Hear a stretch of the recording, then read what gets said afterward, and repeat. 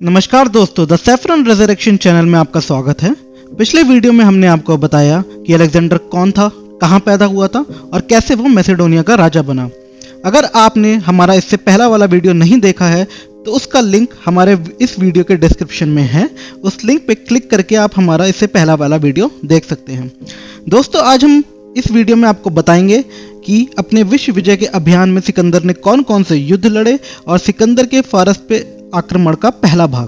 क्योंकि दोस्तों, हम बताना चाहते हैं जो अलेक्जेंडर ने पर्शियन एम्पायर को इन्वेड किया था, उस पर आक्रमण किया था, उसके किस्से, कहानी और उसकी जानकारियां बहुत विस्तारित हैं, तो वो एक वीडियो में नहीं आ पाएंगी। तो आज के वीडियो में हम आपके सिकंदर के आक्रमण में उसकी एशिया में एंट्री से लेकर बैटल ऑफ इशूज के बारे में हम आपको बताएंगे और बाकी का अगला भाग हम आपको अगले वीडियो में बताएंगे। तो दोस्तों, आइए शुरू करते हैं। जैसा कि पिछले वीडियो में हमने आपको बताया कि सिकंदर मात्र 20 साल की उम्र में मैसेडोनिया का राजा बना था। और आप जानते हैं कि अगर कोई भी व्यक्ति 20 साल की छोटी सी उम्र में राजा बनता है तो उसके अधीन छोटे छोटे राज्य अक्सर विद्रोह कर देते हैं। सिकंदर के साथ भी कुछ ऐसा ही हुआ। उसके पिता फिलिप द्वितीय के द्वारा अधीन किए गए साम्राज्य जैसे थीव्स, एथेंस, थेस्ली और थ्रेशियन ट्राइब्स की जनजातियों ने सिकंदर के खिलाफ विद्रोह कर दिया। विद्रोह को कुचलने में सिकंदर ने बिल्कुल भी देर नहीं लगाई और तुरंत खबर मिलते ही अपनी सेना के साथ निकल पड़ा। जिन विद्रोही राज्यों को वह हराता गया, उनकी सेना को अपनी सेना में शामिल करता गया। अलेक्जेंडर का सबसे प्रबल विरोध थीव्स प्रांत ने किया था, इसीलिए सिकंदर ने थीव्स प्रांत का विद्रोह कुचला। तो उसके बाद वहां के लोगों का कत्लेआम किया, समूचे थीव्स के शहर को खाक में जलाकर राख कर दिया और सिकंदर ने विद्रोह को कुछ इस तरह से कुचला कि पूरा यूनान समेत उत्तर पूर्वी यूरोप सिकंदर के आगे नतमस्तक हो गया और अपनी सेनाएं भी उसके विश्व विजय के अभियान में शामिल करवा दी। राजा बनने के करीब 2 साल तक सिकंदर ने अपने सैन्य शासन को और यूनान में मौजूद अपनी सेना को और मजबूत किया और सेना की ताकत बढ़ाई। उसके बाद सिकंदर निकल पड़ा अपने विश्व विजय के अभियान पर। 334 ईसा पूर्व में सिकंदर ने अपनी सेना के साथ हेलेस्पोंट को पार किया और एशिया में दाखिल हो गया। दोस्तों, हेलेस्पोंट एक 61 किलोमीटर लंबा, 6 किलोमीटर चौड़ा और 100 मीटर गहरा एक नेचुरल वाटरवे है जो आज के यूरोपियन टर्की और एशियन टर्की को अलग करता है। उस समय ये एशिया और यूरोप का नेचुरल बॉर्डर हुआ करता था। हेलेस्पोंट को क्रॉस करके एक बार पर्शिया के सबसे ताकतवर राजाओं में से एक ज़र्क्सीस ने यूनान पर चढ़ाई करी थी और उस समय वहां के एथेंस के मंदिरों और एक्रोपोलिस के यूनानी मंदिरों को जलाकर खाक कर दिया था। ठीक 200 साल बाद पहली बार कोई यूनानी योद्धा इस हेलेस्पोंट को क्रॉस करके एशिया माइनर यानी आज के एशियन टर्की में कदम रख पाया था। सिकंदर अपनी पूरी सेना को हेलेस्पोंट के उस पार एशिया में 100 बड़े जहाजों के माध्यम से ले गया था और लगभग 50,000 की सेना के साथ एशिया माइनर में दाखिल हुआ था। एशियाई सरजमी पर कदम रखने से पहले उसने अपने भाला जमीन पर फेंका और अपनी सेना से कहा कि यह पूरा फारसी साम्राज्य भगवान ने उसे तोहफे में भेंट किया है। सिकंदर की सेना उसे कोई साधारण व्यक्ति ना मानकर देवता ज़्यूस का पुत्र मानती थी। फारसी साम्राज्य में हुई सिकंदर की घुसपैठ के जवाब में फारस की सेना भी तुरंत हरकत में आई और शाह डरायस ने अपनी सेना को सिकंदर से लड़ने का हुक्म दिया और फिर हुई दोनों सेनाओं के बीच पहली जंग, जिसे हम बैटल ऑफ ग्रेनिकस के नाम से। दोस्तों, ग्रेनिकस एक नदी है जो आज भी टर्की में बहती है, जिसे आज बीकाकाई रिवर के नाम से जाना जाता है। यह युद्ध प्राचीन शहर ट्रॉय की लोकेशन के आसपास हुआ था। इस निर्णायक युद्ध में सिकंदर ने फारसी सेना को बुरी तरह पराजित कर दिया, जिससे उसे फारसी साम्राज्य में और अंदर घुसपैठ करने का मार्ग और मौका दोनों मिल गया। इस युद्ध में एक मौका ऐसा भी आया था जब सिकंदर की जान खतरे में आ गई थी, तब उसके एक सैन्य सरदार क्लिटोस ने उसकी जान बचाई थी। अलेक्जेंडर के साथ उसके विश्व विजय के अभियानों में शामिल होने वाले उसके सैन्य सरदारों का नाम था पार्मेनियन, एंटीपेटर, पॉलमी, हेफेस्टियन, क्रेटरस, क्लेटोस, एंटिगोनस, कैसेंडर और सेल्यूकस निकेटर।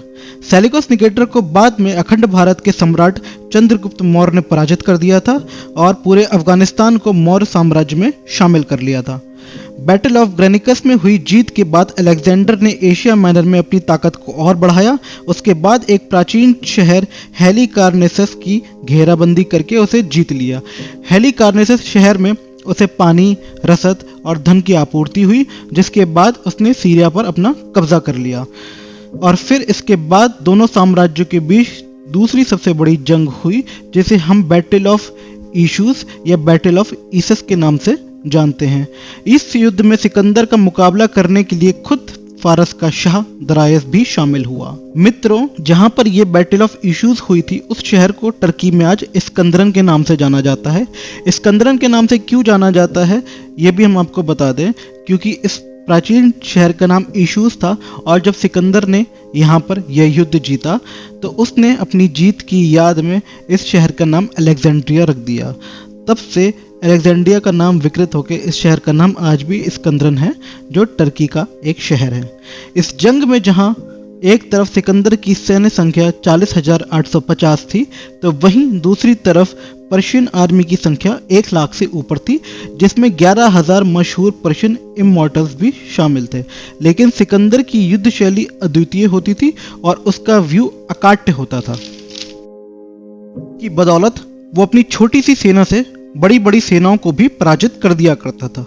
सिकंदर की सेना में एक हैवी इन्फेंट्री होती थी, जिसके पास 20 फुट से भी लंबे भाले हुआ करते थे और बड़ी बड़ी ढालें होती थी, जिनकी बदौलत वो एक ऐसा फ्लैंक फॉर्मेशन बनाती थी जो बिल्कुल अकाट्य होता था और किसी भी सेना के द्वारा किए गए भयंकर आक्रमण को भी रोक के उस आक्रमण को नेस्तनाबूद कर देता था।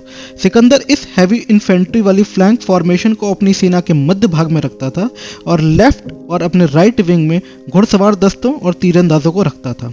राइट विंग में वो खुद रहता था, उसका कमांड खुद करता था, और लेफ्ट विंग में अपने पिता के मित्र और तजुर्बेकार कमांडर पार्मेनियन को रखता था। युद्ध शुरू होता था तो उसकी फ्लैंक फॉर्मेशन वाली हैवी इन्फेंट्री शत्रु सेना के आक्रमण को रोककर नेस्तनाबूद कर देती थी और उसकी सेना का लेफ्ट विंग और राइट विंग शत्रु सेना की फॉर्मेशन में पैदा हुई दरारों में घुसकर हमला करता था और उसके दुश्मन की सेना की सैन्य श्रृंखला एवं रक्षापंथी को तहस नहस कर देता था और दुश्मन मैदान छोड़ के भागने लगते थे।